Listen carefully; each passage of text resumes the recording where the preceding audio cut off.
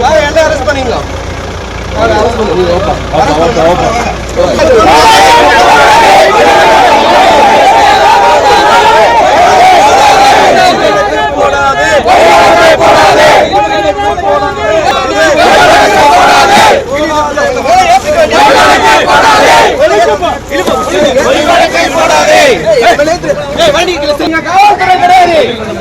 ஊழலாட்சி ஊழலாட்சி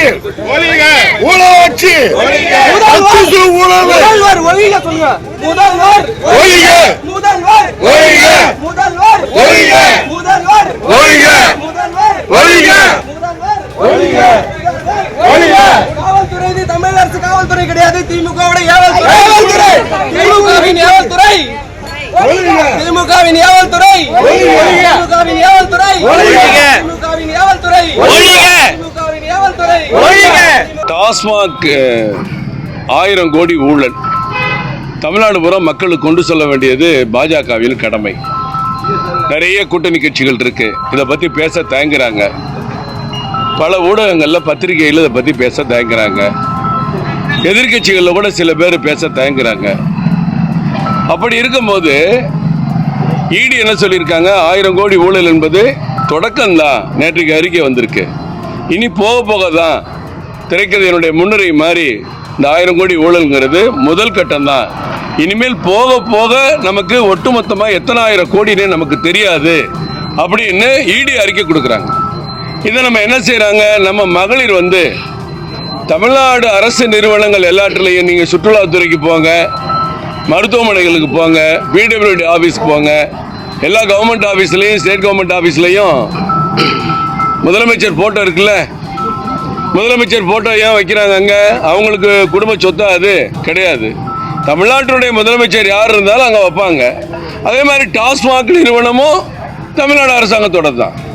அப்போ டாஸ்மாக் நிறுவனமும் தமிழ்நாடு அரசாங்கத்தோட தான். ஏன் முதலமைச்சரே கூட அடிக்கடி டிவியில் விளம்பரம் பண்ணுறாரு, போதையின் பாதையில் செல்லாதீர்கள் அப்படின்னு அவரே விளம்பரம் பண்ணுறாரு. அதே அடிப்படையில் முதலமைச்சருடைய ஸ்டிக்கரை டாஸ்மாக் கடையெல்லாம் ஒட்டணும்.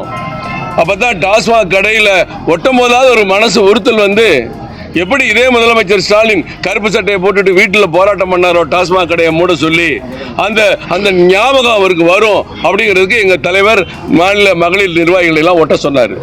இதை ஒட்ட சொல்லி பல இடங்களில் தமிழ்நாட்டில் அறிவிக்கிறதே 22ஆம் தேதி தான். ஒட்டலையான்னு அவங்க தான் கேட்டாங்க. எல்லாரும் ஒட்டுறாங்க. பல பகுதியில் ஒட்டுறாங்க. பல பகுதியில் ஏறத்தாழ ஒரு 2-3 ஊர்களை தவிர இப்போ தேனி, தூத்துக்குடி, இப்போ கோவிலம்பாக்கம், மற்ற எல்லா பகுதிகளையும் ஒற்றை சகோதரிகளை கண்டிச்சிருக்காங்க, அனுப்பிட்டாங்க. பல பேர் ஸ்டேஷன் பெயில் அனுப்பிட்டாங்க. அப்போ தமிழ்நாட்டில் நூற்றுக்கணக்கான இடத்துல ஸ்டேஷன் பெயில் அனுப்பிச்ச போது இந்த கோவிலம்பாக்கத்தில், தூத்துக்குடி, தேனியில் மட்டும் ஏன் ரிமாண்ட் பண்ணணுங்கிற கேள்வி தான் எங்களுக்கு சந்தேகமாக இருக்குது. இது மிகப்பெரிய அராஜகம். ஒரு வீட்டில் குடும்பத்தில் இருக்க பெண்கள் அவங்க என்ன ரவுடிகளா, இல்லை கள்ளச்சாராயம் காய்ச்சறவங்களா, இல்லை கஜா விற்கிறவங்களா? எதுக்கு இப்படி அவசரமாக ராத்திரிலையும் அதிகாலையிலும் போய் வீட்டில இருந்து கூட்டிட்டு ஸ்டேஷன்ல வச்சு இப்ப ரிமாண்ட் பண்ணணும்? இது மிக மிக கண்டிக்கத்தக்க ஒண்ணு. நீங்க இப்படி ரிமாண்ட் பண்றதுனால நல்ல விழிப்புணர்வு வருங்க. தமிழ்நாட்டில் இருக்கிற ஏறத்தாழ 3 கோடி பெண்களுக்கும் பெண் குழந்தைகளுக்கு விழிப்புணர்வு வரும். ஏன் பாஜக 1000 கோடி ஊழல் பண்ணிட்டாங்களா, டாஸ்மாக் கடையை மூட சொல்றாங்களா அப்படிங்கிற ஒரு விழிப்புணர்வு வரும். இதனால ஒன்றும் எங்களுக்கு பிரச்சனை இல்லை, ஆபத்து இல்லை. ஆனால் இந்த மாதிரி குடும்ப பெண்கள் மீது பொய் வழக்கு போடுவது கண்டிக்கத்தக்கது. சாராய ஊழல்ல ஜாமீன் வாங்கிட்டு, சாராய ஊழல் மந்திரிகளா இருக்கிறவங்க பல்வேறு வழக்கில் ஜாமீன் வாங்கிட்டு அமைச்சர்களா இருக்காங்க.